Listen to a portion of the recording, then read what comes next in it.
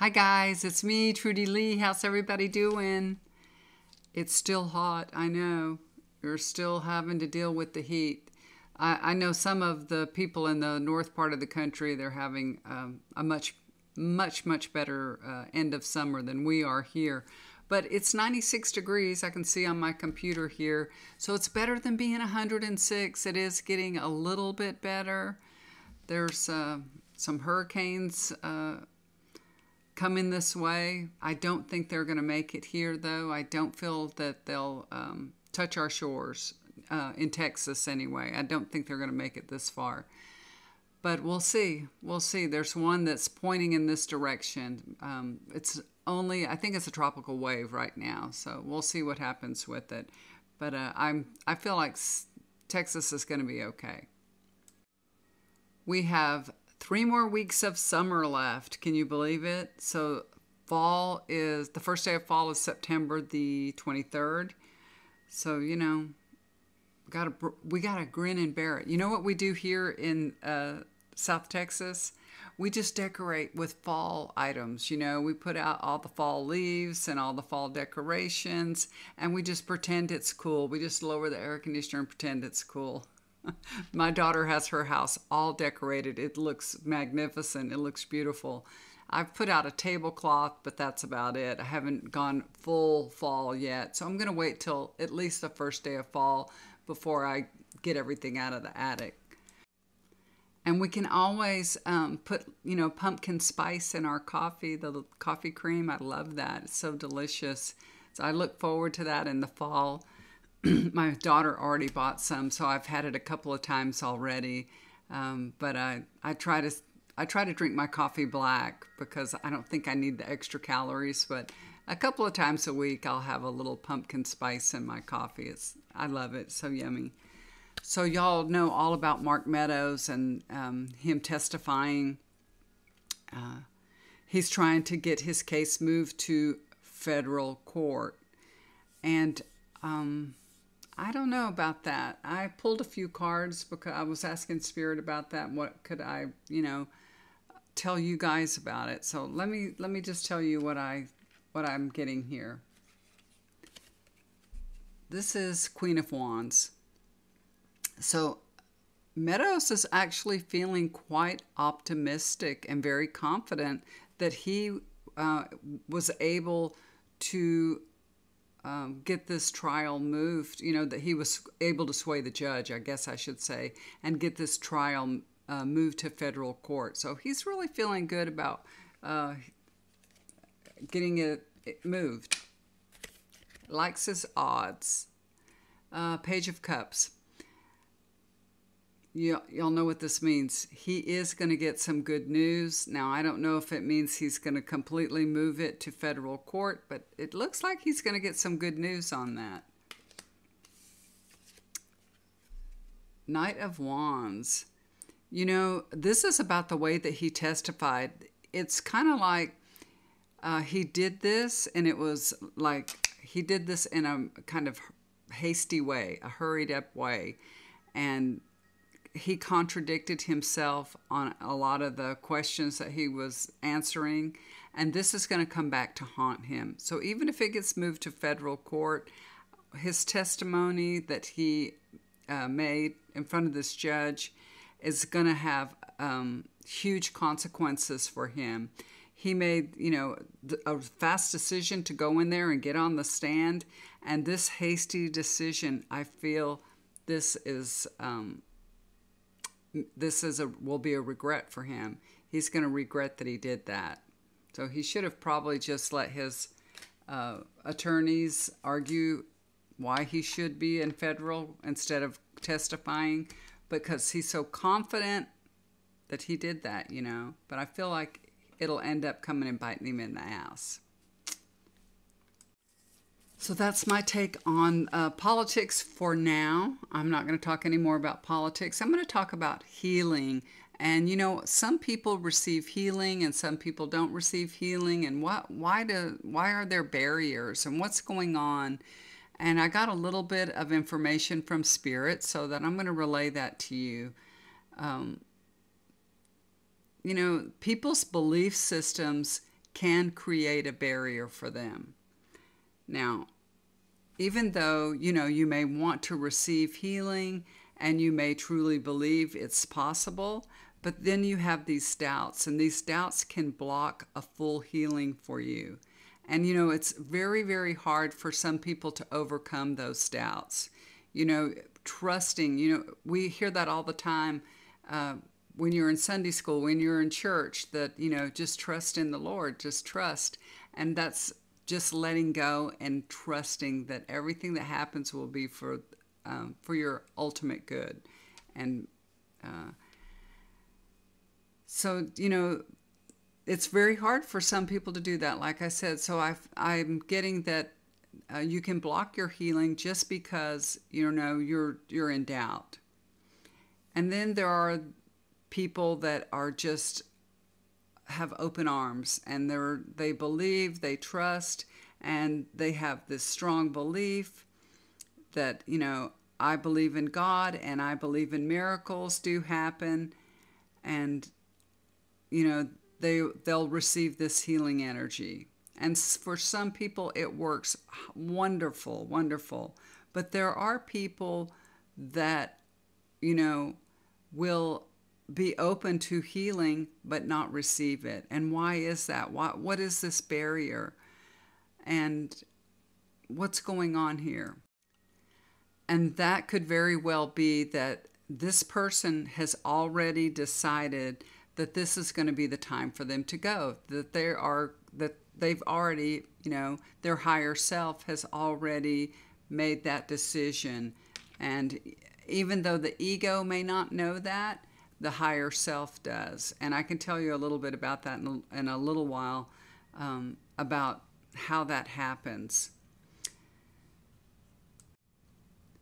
Because, the ego has this will to live and this drive to live. Because if we didn't have that, then we would probably die of, as children. But we really have that drive to live built into our bodies, into our minds. Well, I can tell you about my mother, for example. When my mother had her surgery, the doctor tore her aorta. She bled out, but it was a miracle that she didn't die. It was a miracle. But for 9 weeks, me and my sisters, we came together. We stayed at my mother's bedside. She was bedridden. She had her eyes closed. She rarely moved. She spoke very little. She did talk about people that were coming in her room, like her late husband and some other people that had passed on, and she did talk about them being there. She did tell us about her husband. He was just in here laying down beside me. He was holding me. Can you tell him to come back? Things like that. So we knew along the way that she had like a foot on the other side, I would say. Like, she was already speaking with people from the other side. But as me and my sisters came together and stayed at my mother's bedside, and we took care of her, we fed her, and just unconditionally loved her, really. And the Thursday before my mother died, I had soaked her hands in warm water. I brought this little tub that they have of warm water and put soap in it, and I cut her nails, and she actually spoke. She had her eyes closed the whole time, but she actually spoke to me, and she said, "That feels so good."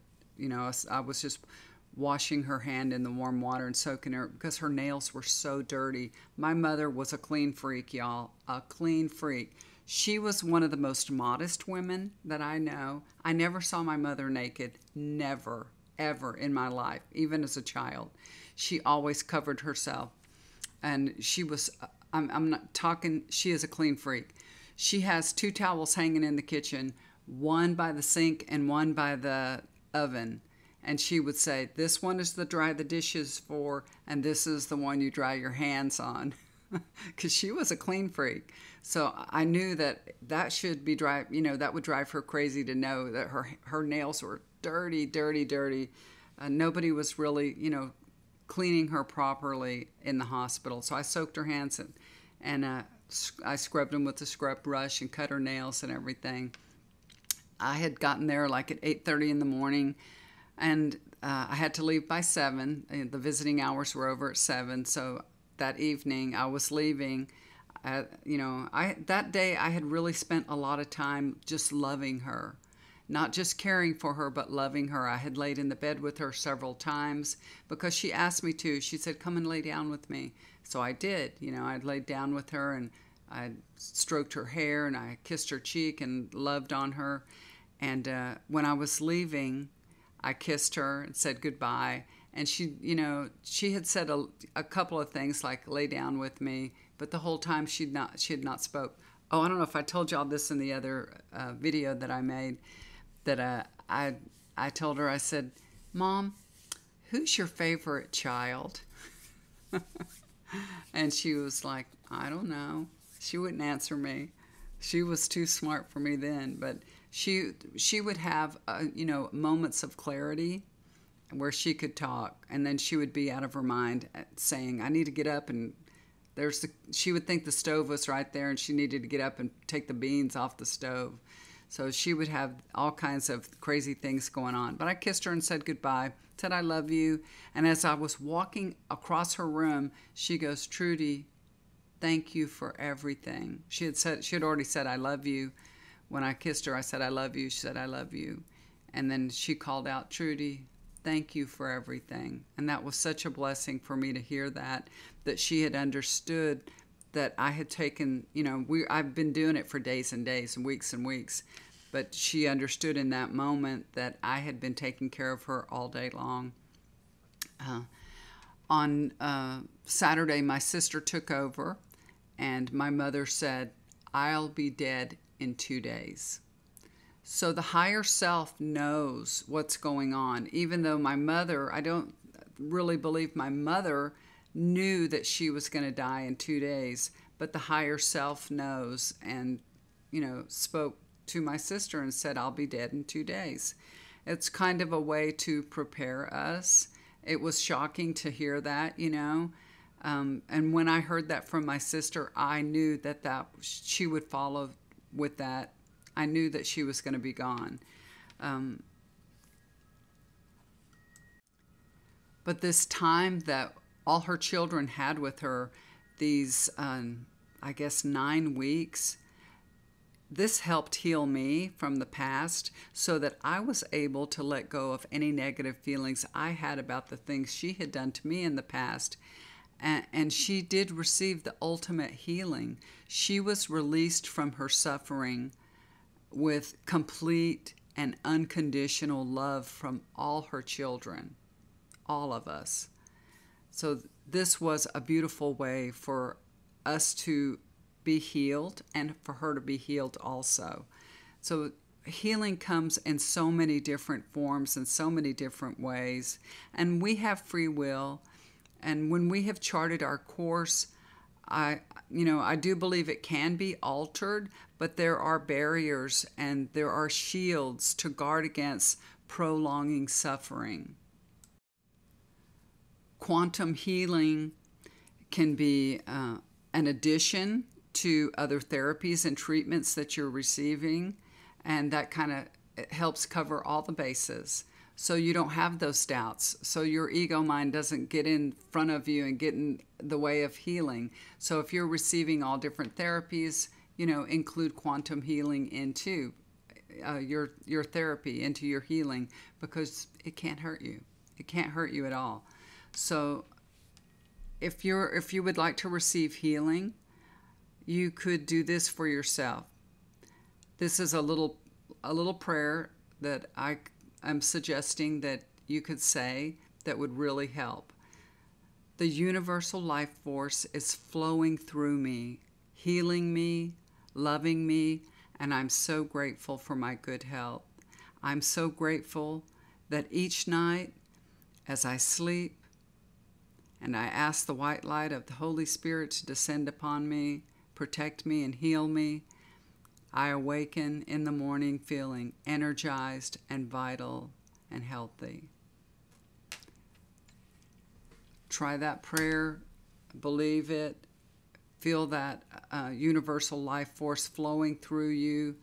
You know, the more that you can get in touch with your higher self and ask for healing, and you know, your higher self, your angels, your spirit guides, whatever you want to call it. You want to ask for Jesus, God, the universe, whatever you want to call it. It's there for you to utilize, to use, and it's there for all of us. So that's my message for today. I hope you guys are doing well. Thank you so much for tuning in and listening to me. I appreciate it. And if you'd like to get a healing session with me, just look down below. And I'm happy to do that for you. I do free healing sessions every day. If you would like an extensive healing session, I do charge for that. And I really enjoy doing healing sessions. And I'm happy, if you're unable to pay, I'm happy to do it for you for free. No problem. I will take my time and do that for you. All right, guys. Love y'all so much. I will talk to you again soon. Have a wonderful weekend. And bye for now. Oh, do something kind for somebody. It'll always come back to you. Bye for now.